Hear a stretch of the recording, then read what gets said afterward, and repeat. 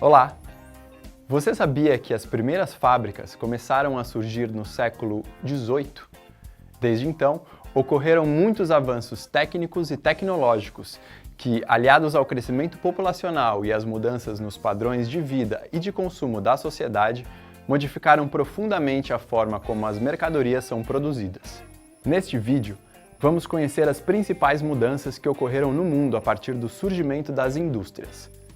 Por muito tempo, as mercadorias foram produzidas apenas de forma artesanal, ou seja, a partir do trabalho manual e do uso de ferramentas simples. Os artesãos eram os responsáveis por transformar as matérias-primas em produtos que podiam ser consumidos. Grande parte dos artesãos trabalhava sozinho ou com a ajuda de um reduzido número de pessoas.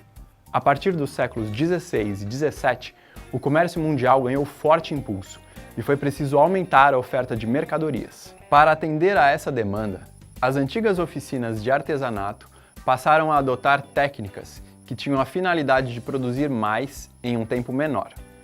O trabalho ainda era totalmente manual, mas já nessa época começou a ser implantada uma divisão do trabalho em etapas, sendo que cada etapa era realizada por diferentes trabalhadores. Em meados do século XVIII, com o aumento da população e a crescente importância das cidades, aliadas às inovações tecnológicas, surgiram as primeiras fábricas na Inglaterra. Esse foi o início da primeira Revolução Industrial, que tornou a Inglaterra a maior potência do mundo. O aumento da população, inclusive nas cidades, com a alteração no modo de vida e novos hábitos de consumo, tornou necessário ampliar a velocidade de produção para atender a todas as necessidades do mercado. As fábricas precisaram, então, encontrar novas formas de gerar energia para alimentar as máquinas. Nesse contexto, surgiu a máquina a vapor de James Watt, que funcionava a partir da queima de carvão mineral, recurso abundante na Inglaterra.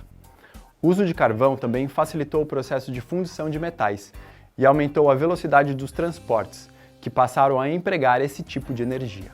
Esse fato impulsionou o transporte ferroviário, que modificou a configuração do espaço e tornou os deslocamentos mais rápidos, implementando também um tipo de transporte terrestre com capacidade para levar grande volume de cargas, matérias-primas e produtos acabados, além de poder transportar muitas pessoas.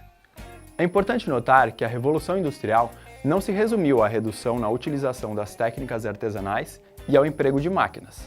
As matérias-primas utilizadas na produção também se diferenciaram, porque novos recursos minerais, vegetais e animais foram trazidos das colônias europeias em diferentes continentes, o que modificou também os padrões de vida e de consumo nas metrópoles.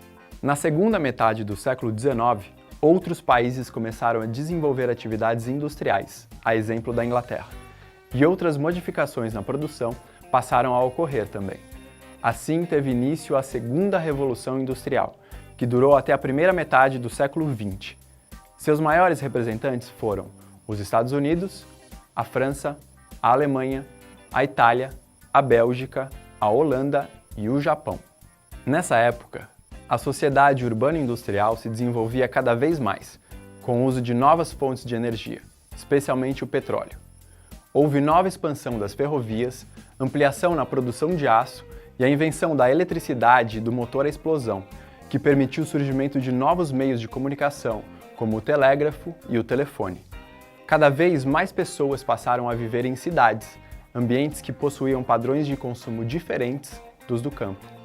Em 1851, ocorreu a Grande Exposição de Londres, a primeira feira sobre atividades industriais, manufatureiras e comerciais, que reuniu expositores de vários países.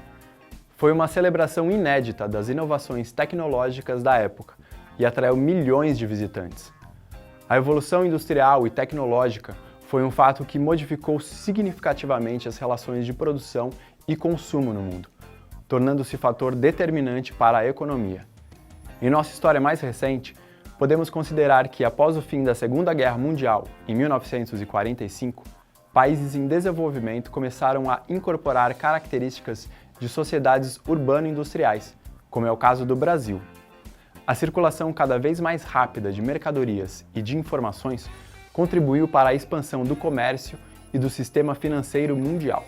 Entre os anos de 1960 e 1970, com a expansão das telecomunicações, da automação e robotização industrial, estrutura-se a terceira revolução industrial. Ela é marcada desse modo pela influência das tecnologias eletrônicas e computadorizadas nos sistemas de produção e no cotidiano.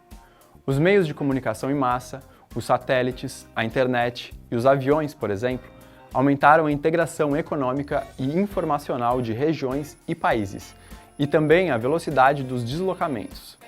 Dessa forma, podemos dizer que hoje vivemos em uma economia globalizada, influenciada por cidades globais que concentram os fluxos de mercadorias, pessoas, informações e capitais. É preciso ressaltar, no entanto, que existem consequências negativas de todo esse desenvolvimento tecnológico industrial.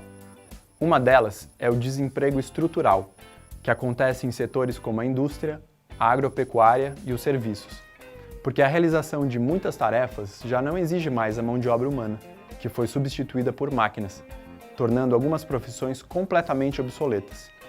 Esse tipo de problema é comum em países desenvolvidos e em desenvolvimento, como é o caso do Brasil.